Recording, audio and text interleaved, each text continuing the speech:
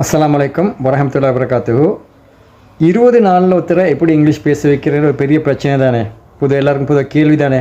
நான் இப்போ இன்ஷா அல்லாஹ் 2 நிமிஷத்தில் 2 லெசனை ஈஸியாக விளங்கப்படுத்த போகிறேன்னு நான் நினைக்கிறேன். ஓகே, வாங்க விஷயத்துக்குள்ள போவோம்.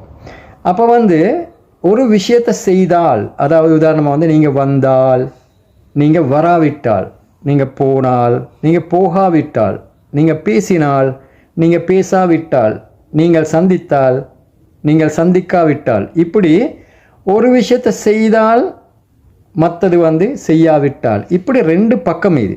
அதை எப்படி சொல்கிறேன்னு பார்ப்போம். ஏற்கனவே உங்களுக்கு தெரியும், ஒரு விஷயத்தை செய்தால், வந்தால், போனால்னு சொல்லும் பொழுது நாங்கள் இஃப் அந்த சொல்ல பாய்ப்போம். அது இங்கிலீஷில் கன்ஜங்ஷன் சொல்லுவாங்க. உதாரணமாக நீங்கள் வந்தால் இஃப் யூ கம், நீங்கள் போனால் இஃப் யூ கோ, நீங்கள் பேசினால் இஃப் யூ ஸ்பீக், நீங்கள் கண்டால் இஃப் யூ சி. இது உங்களுக்கு வழங்கிக்கணும்னு நினைக்கிறேன்.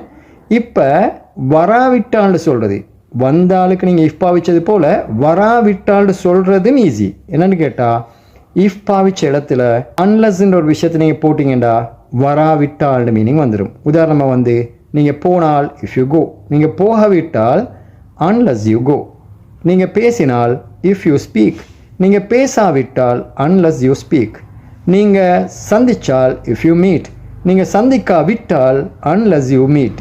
இப்படி ஒரு விஷயத்தை செய்தால்னு சொல்லும் பொழுது இஃப்பை பாவீங்க, ஒரு விஷயத்தை செய்யாவிட்டால்னு வந்தால் அன்லஸை பாவீங்க. நான் சொன்னது உங்களுக்கு மிகவும் நன்றாக விளங்கிக்கும் நினைக்கிறேன். இன்ஷா அல்லாஹ் மீண்டும் ஒரு வீடியோ சந்திப்போம்.